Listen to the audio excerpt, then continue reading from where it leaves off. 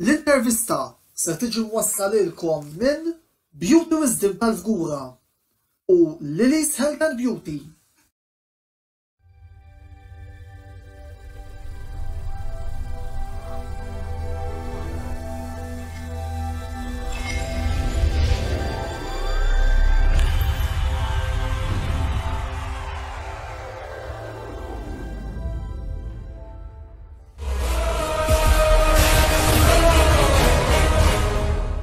Antonello Blesemilkom u jilqakom ma' 13 il-programm mis-sensiela l-intervista. Lejla se nirritornaw għal-futbol fejn sejrin nitkellmu fuq il-UEFA Europa League li se tirritorna l-ġimgħa d-dieħla. Għal dan il-anni fuq il-panel illum għandi lil Mark Gallia, rappreżentant ta' Roma Club Malta, u żewġ mistednin li żgur mhux forsi m'għandhom bżonn ta' ebda introduzzjoni magħkom il-partitarji tal-futbol speċjalment dak Ingliż.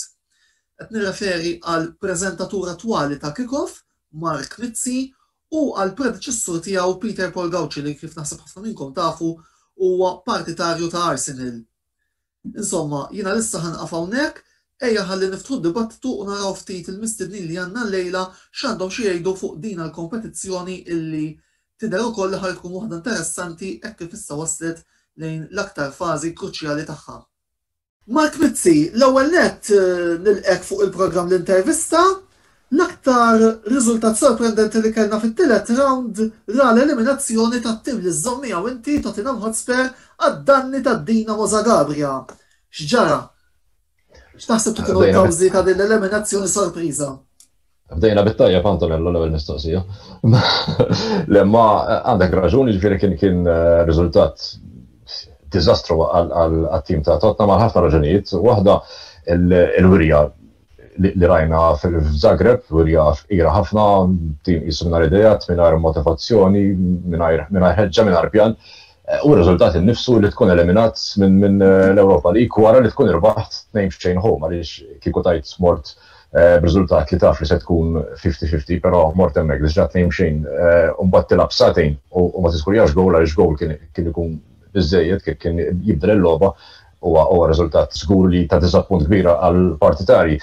X'ġara jista' jkun li ġraw ħafna affarijiet, imma jiena naħseb l-opinjoni tiegħi jekk nipprova niġborhom f'ħaġa waħda, naħseb it-tim ta' Tottenham ħajt għalfejn isiba diffiċli jimmotiva ruħu għal dan it-tip ta' logħbiet. Għalfejn, għaliex dawn it-tip ta' logħbiet kif nafu ħafna coaches jużaw dawk li kien sejħa reserves għalkemm illum ftit tista' tgħid min huma reserves u min huma first teamers, fejn klabs oħra, ir-reserves tagħhom, il-maġġor parti tagħhom ikunu plejers li ma tantx isibu spazju u forsi għadhom żaru ħajużaw dik is-sija u nofs biex jagħtu kollox biex jirbħu posthom. Wisq nibża li turnover ta' Tottenham li jinkludi plejers fl-Europa League bħal Dele Alli, bħal Gareth Bale, bħal Sissoko f'dik il-partita. Dan it-tip ta' plejers iktar milli jarawha sija u nofs biex jirbħu post fit-tim, iktar jarawha demotion. Plejers bħal Bale u bħal Dele Alli li qed tilagħbhom fl-Europa League huma qed jifhmu li jien m'iniex parti mit-tim tal-Premier League.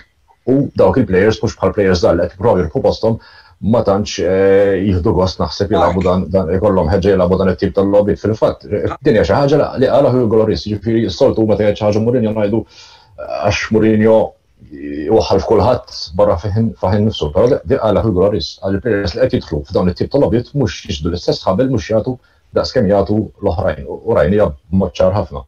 Mark, jista' jkun illi anka riżultat ta' tejb xejn forsi ma' tim li mhuwiex daqshekk rinomat mentalment it-tim niżel b'ċertu konfidenza nistgħu ngħidu li għax anka kif tkellem Mourinho għal daw ma labux kif qedtilhom jien daw. Żewġ affarijiet ma' xulxin iva, kien hemm dak l-element li jissottovalutawhom li jmorru we just have to turn up. Eżatt.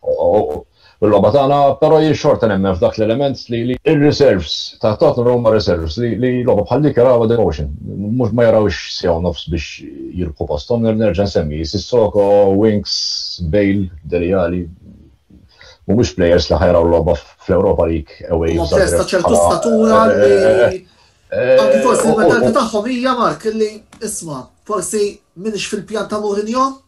Ekku, u llum kważi meta m'intix tilgħab fil-League u tilgħab fl-Europa League, hija fakk li tafak fl-Europa League 99% ġifieri mhux se tilgħab fil-weekend li ġej. Mark Gallia, grazzi tal-li aċċettajt li tiġi f'dan il-programm Roma minnaħa l-oħra kellhom kwalifikazzjoni kontra Shakhtar Donetsk illi ma ninsawx ħaġa. Dawn bdew l-istaġun fil-UEFA Champions League, kellhom fil-grupp tagħhom l-Real Madrid u l-Inter, rebħu darbtejn l-Real u eliminaw l-Nerazzurri mill-istess grupp. Kemm taħseb li din ir-rebħa tat messaġġ qawwi lill-avversarji tagħkom f'din il-kompetizzjoni illi għas-suċċess finali il-ġallorossi qegħdin hemmhekk ukoll? Nonet nirringrazzjak tal-istedina, nsellem sħabi tnejn l-oħra wkoll. Allura ħedna li għandna ħajkonna polza diffiċli ħafna. Imma li ġara kellna vantaġġ żgħir illi l-coach kien jaf għax kien jikcoachjhom. U kien coach tagħhom qabel ma kien marri kien u kien jafhom per individwali. Jiġifieri kellna dak il-vantaġġ li kien jaf il-plejers individwali anke kif il-tattika u hekk tattikament kien preparat ħafna, mhux preparat is-soltu, ma speċi il-fatt li kien dak il-vantaġġ li jaf il-kulħadd player bi player. Monna tajb, ħanejtek. Dis-sena li hemm tajb it-tim qiegħed naqra iktar konsistenti mis-snin ta' qabel. Mis-soltu aħna ir-Roma ġifieri ġeneralment sa Diċembru nkunu konsistenti kif naqbżu kif nibdew ġejjin Jannar u Frar, jibdew iż-żelqiet. U nibdew l-ewwel nitilqu mill-Koppa Italja, u mbagħad tiġi logħba tkun naqra taħraq fl-Ewropa li nitilqu wkoll.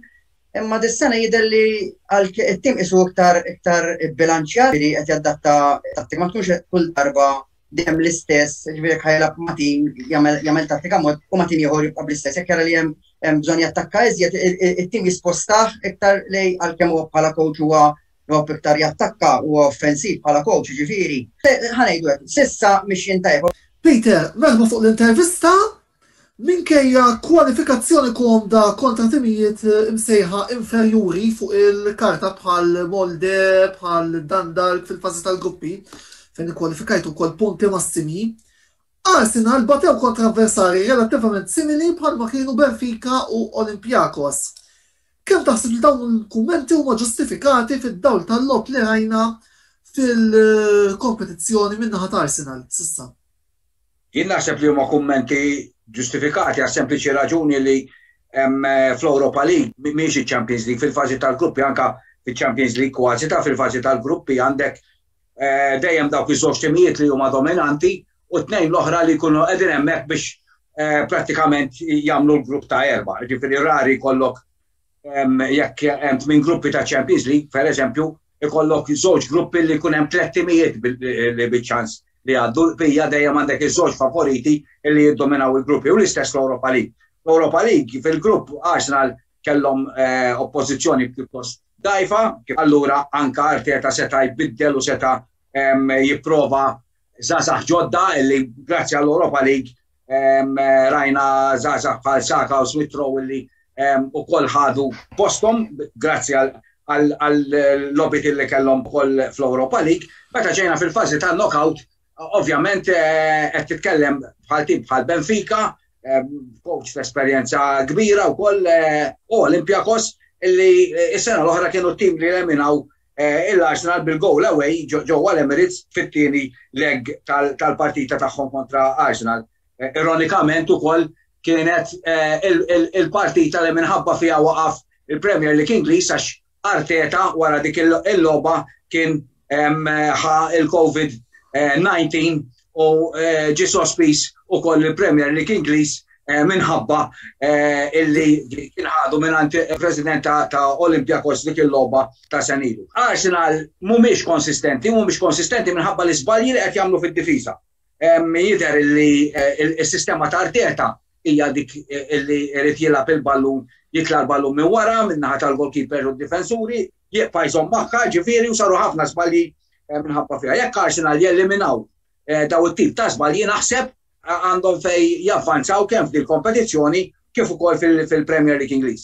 Fost il-logħbiet l-oħra li kellna fit-tielet round rajna suċċessi għal Manchester United u Villarreal minn fuq il-Milan u id-Dynamo Kiev rispettivament. Xtaqt nieħu kumment qasir mingħand il-panel fuq dawn il-logħbiet. Tista' tibda inti Mark Garja. Jien dejjem nemmen li l-tim Italjani ma' timijiet Ingliż dejjem ibagħtu. Anki jien nemmen anke meta t-tim Ingliż ma jkunx qiegħed l-aqwa tiegħu. Ma' timijiet Italjani mal-Ingliż dik il-fatt jużaw is-saħħa jużaw il-logħba iktar fast tal-Ingilterra, it-timijiet Italjani dejjem ibagħtu. Għalkemm tagħhom logħba tajba l-Milan ġbiex tara l-logħba tal-Milan Ma għanet kienet, it-nejlu ma kienu bilanċjati. Għal-interrompik, fuq Trafford kienu tajbin ħafna Milan. Eżattament. Għalek it-nejlek, Fil-fatt id-dok il-logħba ta' Trafford jista' jkolli ħanuża l-kelma bit-Taljan era un po' stretto għal rossoneri għaliex fil-fatt kienu ħafna ħjar fil-ground. Jiena rajt il-kummenti ta' Paul Scholes wara l-logħba ta' Trafford u kien impressjonat, jiġifieri u rari tisma' Paul Scholes jitkellem daqshekk pożittiv fuq il-Milan. Kien impressjonat bil-tim ta' Milan. Għamlu l-batajbi fil-fatt u għaddew għax dik l-ironija, il-fatt li il-United Pogba dejjem ħajjela mustajl ħajneħfuh, iktar ħajneħu mill-mux ħajneħfuh u kienu li għaddew għax il-bieħ t-tnejlu kienet bilanċat u storja u għaddew għal-fazi li jmiss, insomma. U biex nkomplu kol mal-argument li kien qed jgħid Peter, ironikament il-Milan labu dik il-logħba kbira fuq f'Manchester minn l-aqwa plejer tagħhom Zlatan Ibrahimovic.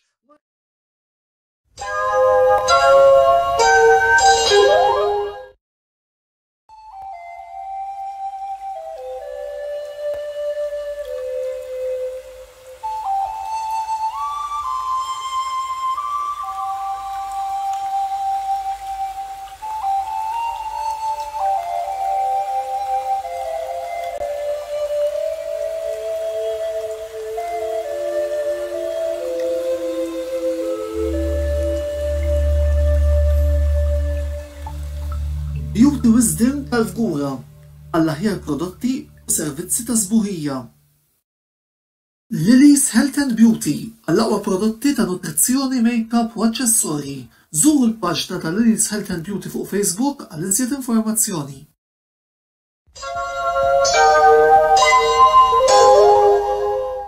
Merba lura għal-programm l-intervista tal-lejla, grazzi tmur l-sponsors tagħna u nħeġġukom biex tużaw il-prodotti tagħhom għax indirettament ukoll tkunu qegħdin tgħinu mhux biss lilhom iżda wkoll lilna.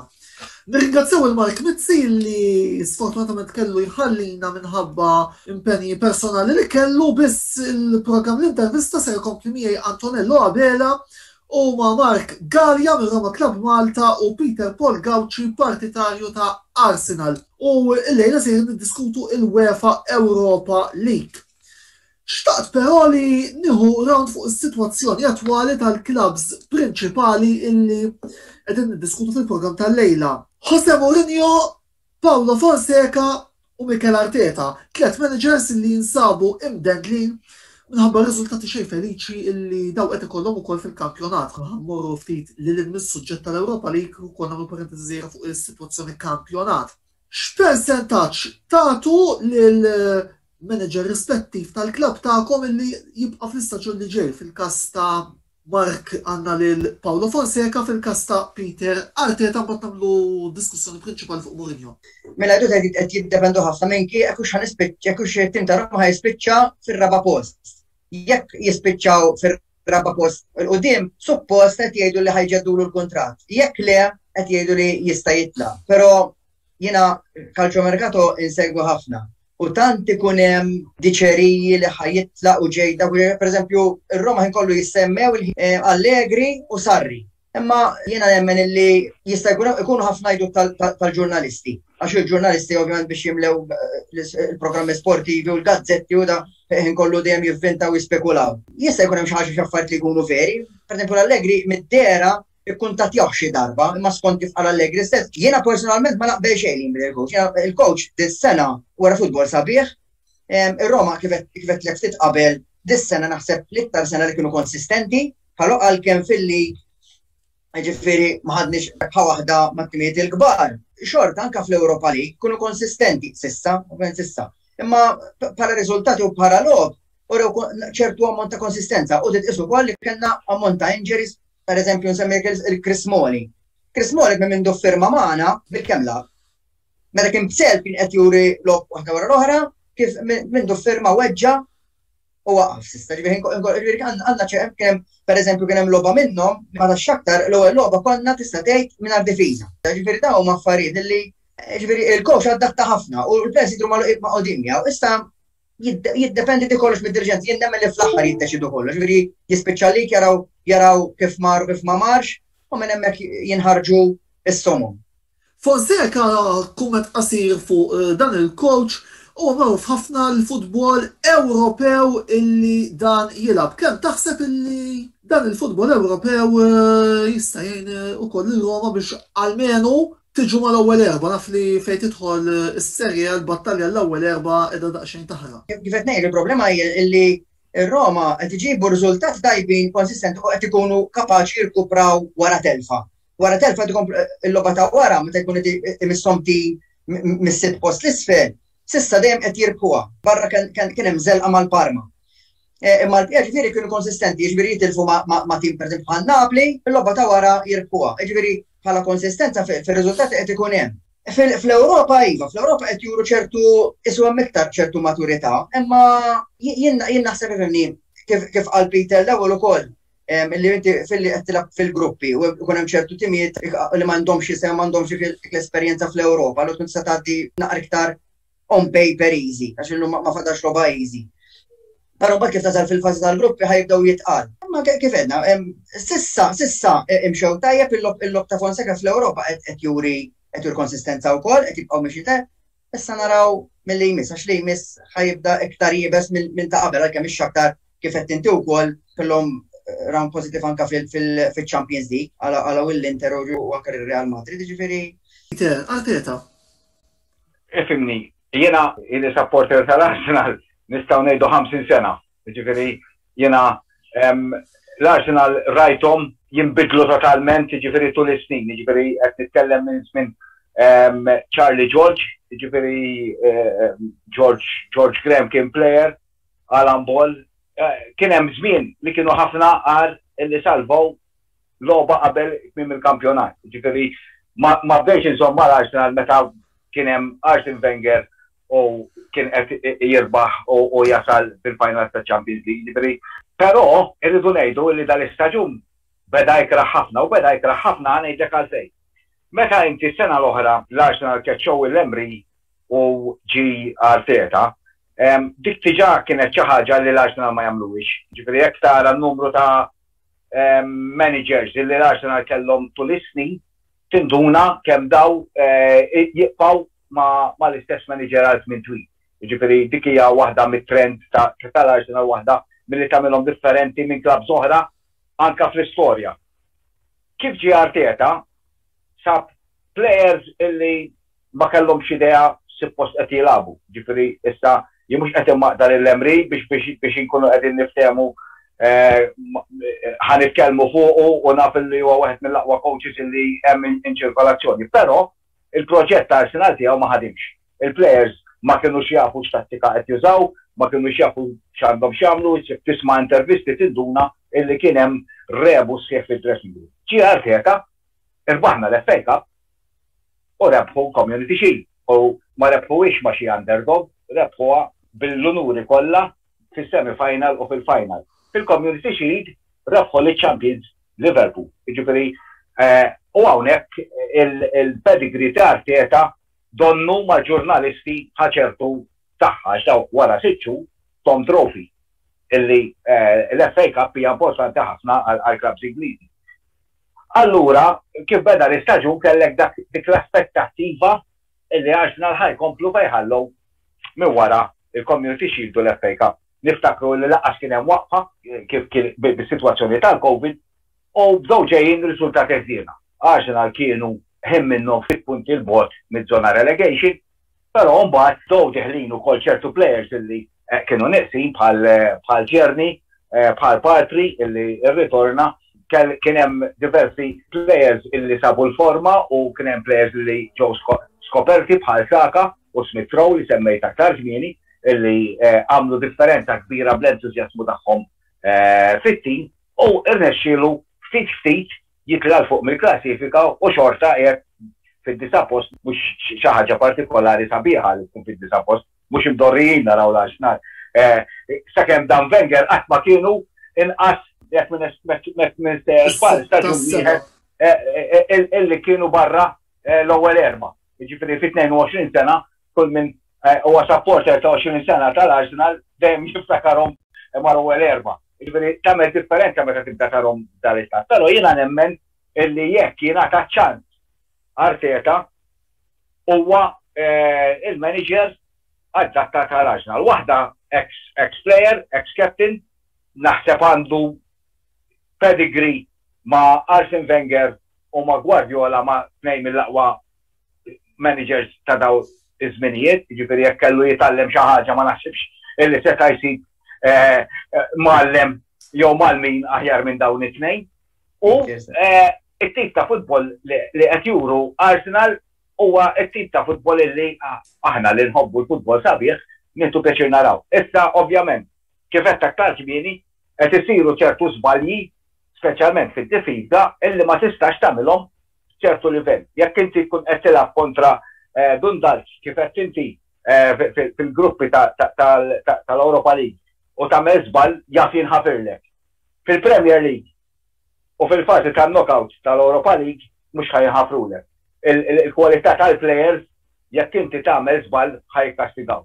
U naħseb hija l-iktar ħaġa li għandu bżonn jirranġa Arteta. Rajniha fl-aħħar logħba tal-kampjonat kontra West Ham wara 20 minuta tlita f'xejn minn dak goals illi kważi tibda tgħid kif jista' jkun qed taqla dak tip ta' goals għamlu rimonta vera kien hemm rimonta però xorta Arteta kien irrabjat u kellu raġun li inti ma tistax tinżel għall-logħba u tibda tilgħab fit-tieni taqsima tal-partita. Ma tistax. Mela, domanda iva jew le minant il-membri tal-panel, Mourinho, taħsbu li ser jispiċċa l-istaġun ma' Tottenham u jibda l-istaġun li ġej ġo l-parti il-bajda u blu tal-Belt Kapitali Ingliża? Jien naħseb li iva ta' għax l-Ingilterra ma jbidlux daqshekk malajr il-coach. L-Italja differenti. L-Italja tirbaħ logħba tajjeb, il-logħba ta' warek titlef ħajbdew bil-pressjoni.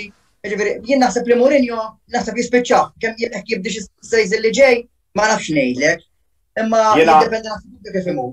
Ifhem mhux neċessarjament għax niftakru każi fejn coach jirbaħ u jitkeċċa xorta l-każ klassiku għalkemm ilu ftit minn ta' żmien huwa Gigi Simoni, il-mibki Gigi Simoni meta l-Inter rebħu ma' Salernitana, rebħu ma' Real Madrid imma mora tikkeċċih xorta. Għalhekk qedlek ġo l-Italja differenti. L-Ingilterra għalhekk qedlek naħseb illi Mourinho għal-menu sal-ħarta season naħseb li m'għandix dubju li jkomplih. Jiddependi mill-logħba waħda, mill-final tal-League Cup. Għandaw il-final tal-League Cup kontra Manchester City, jekk Mourinho jirbaħ din it-takta, is-sena tieħla jkun hemmhekk. Jekk ifallija għandu dubji kbar. Tottenham ilhom ma jirfu tazza żmien twil issa, Mourinho ġi flok Pochettino illi wassalhom final ta' Champions League, kien qed itellagħhom mal-ewwel erba' u kif tidher is-sitwazzjoni hija diffiċli ħafna biex Tottenham jieħdu mal-ewwel erba'. Għalkemm tajjeb tgħidu wkoll li hemm diversi timijiet li qegħdin jiġġieldu għal dak il-post fil-Champions League, hemm it-Tottenham għalkemm qegħdin naqra maqtuwajn għandek l-Everton, għandek il-West Ham, l-istess Liverpool. Jiġifieri hemm ħafna qed jiġġieldu għal dak ir-raba' post. U l-Europa League għalhekk ħadduha bi kbira ħafna l-eliminazzjoni is-supporters ta' Tottenham tal-Europa League għax l-Europa League kien bib ieħor illi jista' iwassal għall-Champions League. Jiġifieri kienu qed jistennew speċjalment wara dik ir-rebħa ta' 2-2 konda ġewwa darhom fejn setgħu rebħu biex ngħidu kollox ġo White Hart Lane, setgħu rebħu 4-5 b'xejn tara hawn it-Tottenham, ġifieri ma kienx tkun sorprinta illi rebħu b'dak l-iskor. Allura illi marru hemmhekk u fallow dik il-partita, il-pressure fuq Mourinho żdied tremendament. Il-final tal-League Cup kontra Manchester City għalija hija ċ-ċavetta jekk Mourinho jibqax ma' Tottenham jew le. Is-supporters ta' Tottenham huma maqsumin. Għandek dawk illi jafu x'inhi hija l-logħba ta' Mourinho li hija roba difensiva. Ħafna wkoll. Allura jgħidu aħna ma importanix jekk nilagħbu futbol sabiħ, l-importanti li nirfu xi ħaġa. U mbagħad għandek dawk it-tradizzjonali illi dejjem jemmnu li Tottenham huwa tim li jilgħab futbol offensiv, futbol sabiħ dejjem ġabu players illi jilagħbu dak it-tip ta' futbol u sissa Mourinho mhux qed juri dak it-tip ta' futbol meta ippruvaw jilagħbu hekk tilfu l-logħbiet. Imma allura s-suġġett tal-programm tal-lum il-UEFA Europa League, il-Polozz li telgħu għall-kwarti tal-finali huma Ajax tal-Olanda kontra Roma tal-Italja, Arsenal tal-Ingilterra kontra Slavia Praga tar-Repubblika Ċeka, Dinamo Zagabria tal-Kroazja kontra Villarreal ta' Spanja, Granada ta' Spanja wkoll kontra Manchester United tal-Ingilterra. Mark, Bla dubju li tqal-Polza hija tagħkom fejn l-ewwel ser tilagħbu mal-Ajax u jekk eventwalment għaddu ser issibu mowġkom lil-Granada jew lil-Manchester United. X'taħseb fuq iċ-ċansijiet tagħkom rigward din il-Polza u l-probabilità li tgħaddu għall-finali? Il-logħba hija jibsa, se kif qed ngħidu, iktar tavvanza iktar ħassib timijiet ibsin. On paper, l-Ajax huma wieħed mit-timijiet ħanejdu flimkien mal-United ġifieri huma u hemm l-Arsenal li huma l-iktar ibsin li ħardew l-ewwel leg away.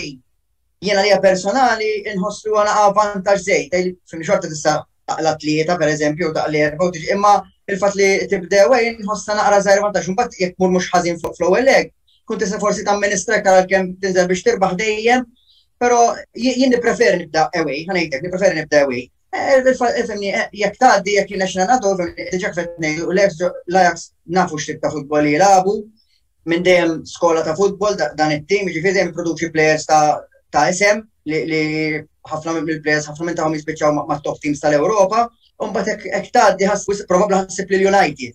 Imma ma tistax tgħid, għax il-futbol huwa futbol, illum ma tistax tgħid li ħadd tilab ma' dak mal ieħor, imma on paper kieku jiena xina ngħaddu imma l-Ajax ħassib il-United illi għandek għadma jibsa ħafna terġa'. Ġifieri nimxu logħba jiena ġiżhom saqajt mal-qalb, imbagħad naraw xi jiġri minn hemm. Peter, Arsenal min-naħa l-oħra ser tilagħbu kontra Slavia Praga, biss jekk tgħaddu dan ir-round hemm possibilità li l-Gunners jerġgħu jilqgħu fl-Emirates lil Unai Emery, l-ex coach tagħkom. Dejjem jekk Villarreal jeliminaw lis-sorpriża Dinamo Zagabria. Kummenti tiegħek fuq din il-parti tal-Polza. Ħanibdew mill-avversarji tagħna. Daw eliminaw lir-Rangers, nafu li Rangers ukoll champions tal-Iskozja, l-ewwel darba wara diversi snin, mexxin minn Steve Gerrard, illi ukoll daw l-aħħar ġimgħat kien qed jissemma li jista' jieħu post Klopp ukoll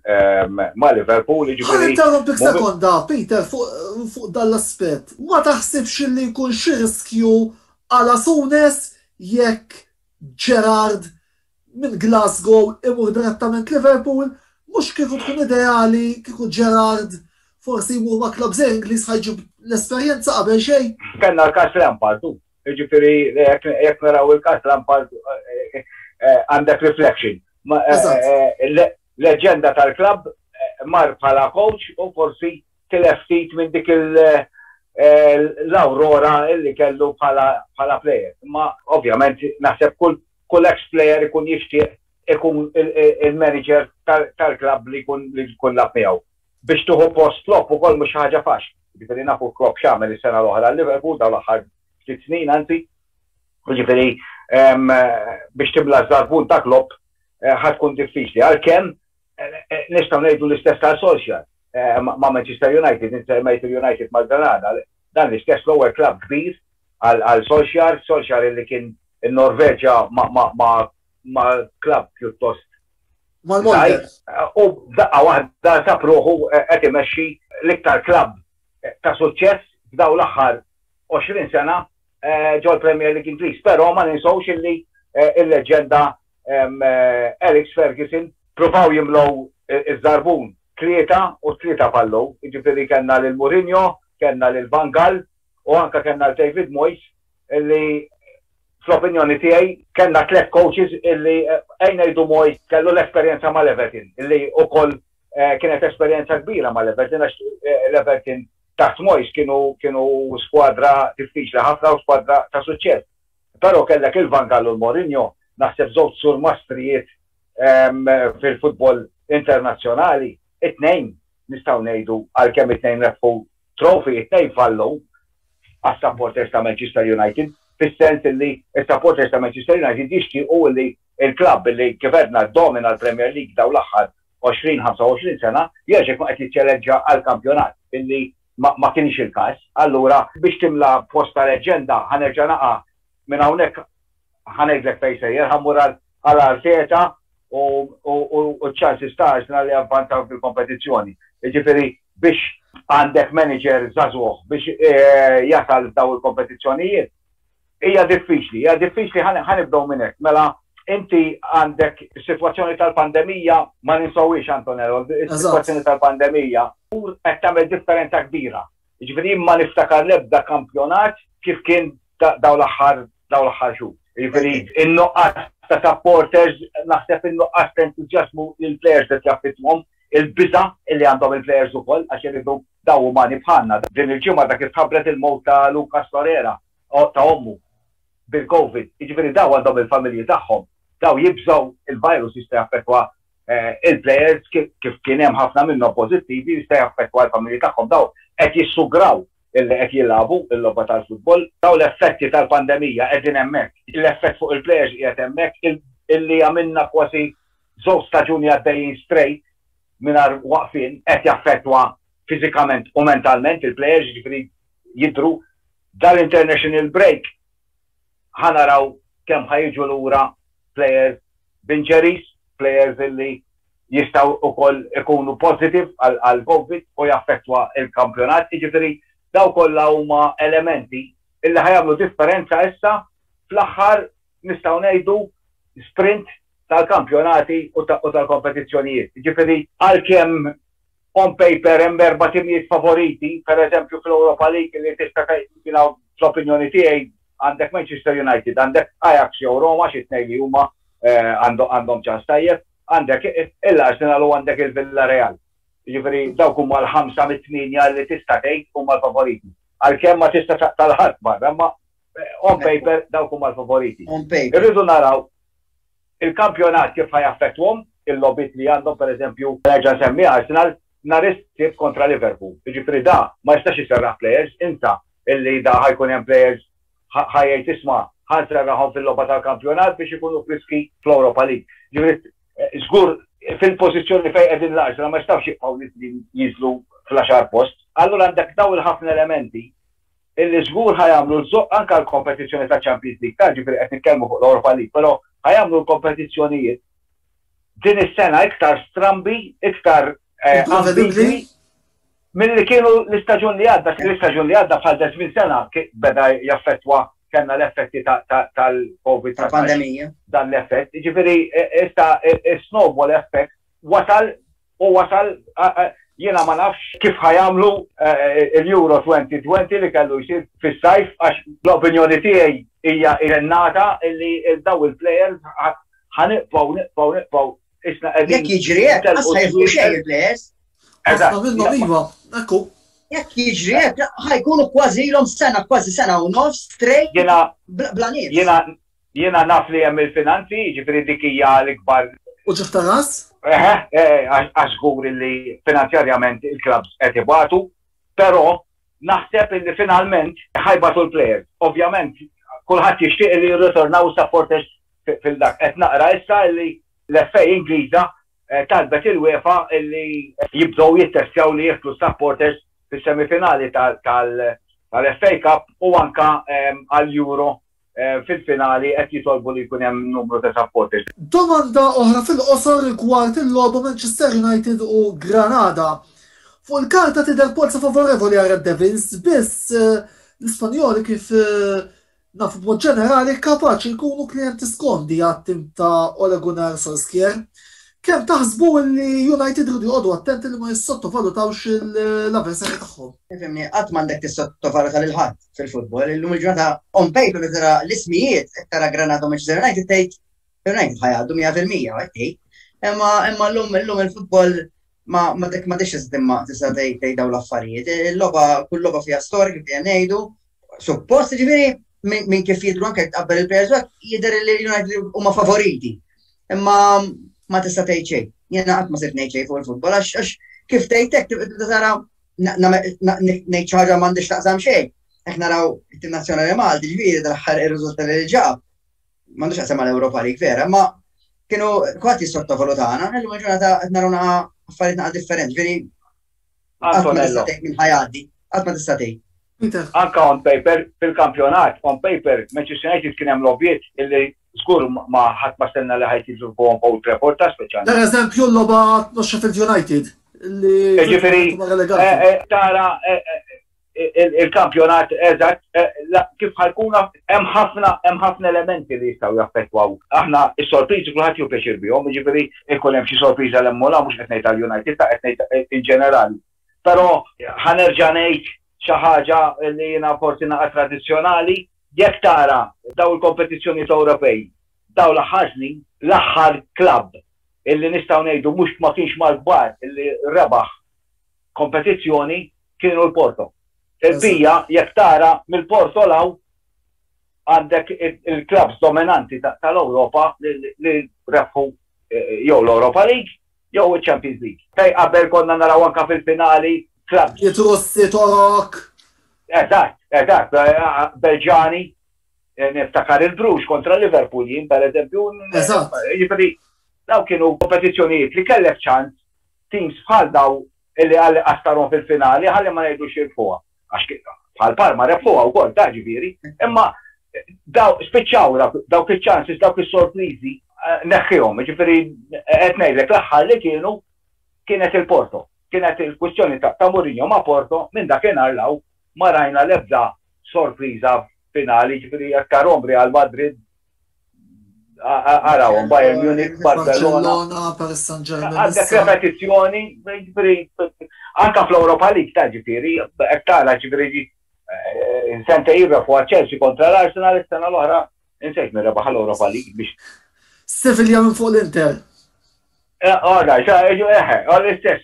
Kienet sorpriża, ma nafx kemm kienet sorpriża, għax Sevilla rajnihom kontra l-Inter biex tasal finali, anka timijiet li jkunu fil-finali, il-kalibru hemm qiegħed ta'. Tal-aħħar żminijiet is-Sevilla kienu forza fl-Ewropa, ġifieri dejjem imxew. U forza fl-Ewropa League fejn ħadu għal xejn iktar minn inqas minn 5 darbiet. U dejjem jaslu sal-aħħar, ġifieri ma sax qishom bħala sorpriża s-Sevilla. U qegħdin ngħidu huma outsiders.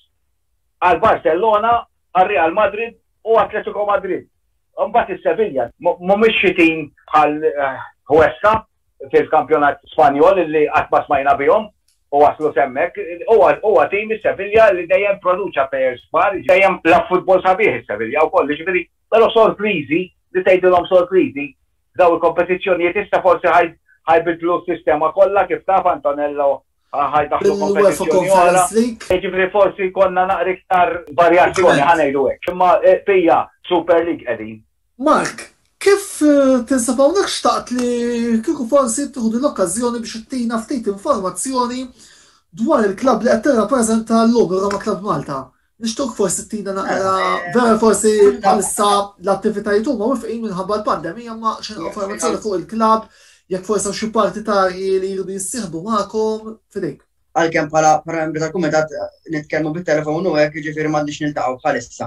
Ovvjament ħabba situazzjoni li aħna l-aħħar li konna niltaqgħu Pembroke, kellna klabb Pembroke hemmhekk, ġifieri għandna nista' ngħidu li għandna sissa ma niltaqgħux ġewwa, ġifieri kellna posta lejna. Ġifieri ma nafx jiġu wara il-pandemija, ġifieri kif ħajġu l-affarijiet. Ovvjament min ikun irid jissejħeb magħna mill-website tagħna jew inkella għandna l-WhatsApp tal-grupp ukoll ta' tifosi ġallorossi u jista' jkuntattja l-kaxxier jew il-President jew lili bħala segretarju. Meta jilagħbu Roma dejjem konna niltaqgħu Pembroke, nagħdu l-aħħar snin, ġifieri niltaqgħu Pembroke. Qed ikolkom xi kuntatt f'dan iż-żminijiet mal-membri tagħkom? Kif qed ngħidu bejnietna iva, bħala aħna apparti li qegħdin tal-kumitat, ġifieri għandna WhatsApp chat ġifieri tal-klabb u tan-nies li huma ttesserati magħna. U jkun hemm ħafna komunikazzjoni, speċjalment waqt il-logħob, ġifieri l-komunikazzjoni tkun għaddejja l-ħin kollu bejnietna, tifhem ġifieri l-ħin kollu ma' kolazzjoni tista' tgħid, kważi il-logħba tista' segwi minn fuq iċ-ċet għax kulħadd jikkummenta azzjoni wara azzjoni. Mhux tajba lija. Jiena ma nikkummentax waqt il-logħba għax. Il-kontra tiegħi x'ina ovvjament tinsegwi t-tim tiegħi ovvjament għandna xi ħaġa lina illi ovvjament nżommu nitkellmu nargumentaw waqt il-logħba insomma kulħadd bis-sistema tiegħu. L-aħħar domanda li naħseb hija domanda obbligatorja anki minkejja l-imprevedibilità tas-sitwazzjoni.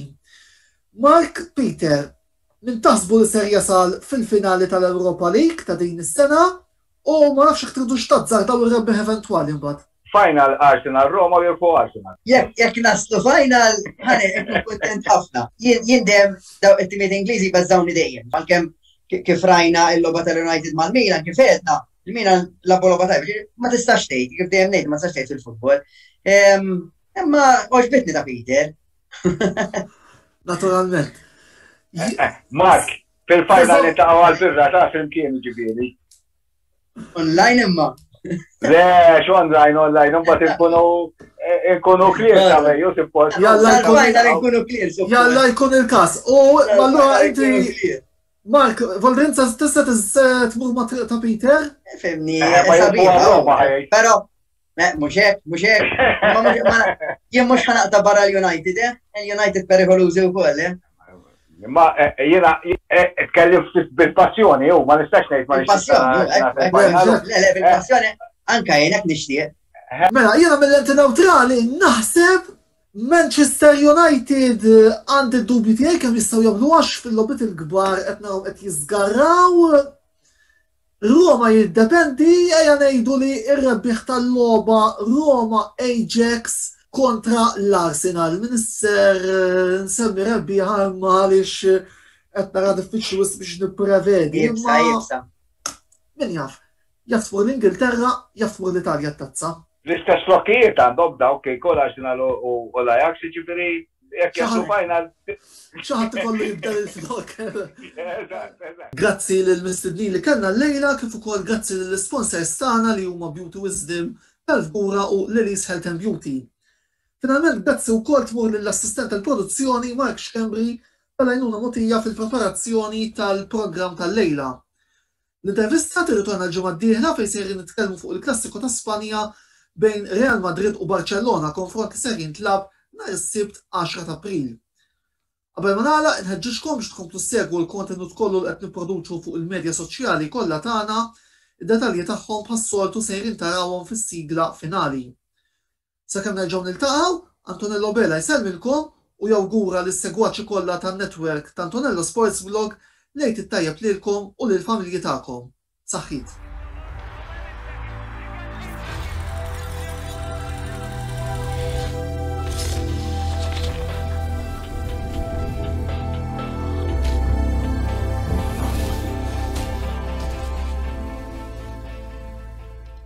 L-intervista ġiet wasla lilkom minn Beauty Wisdom tal-Fgura u Lily's Health and Beauty.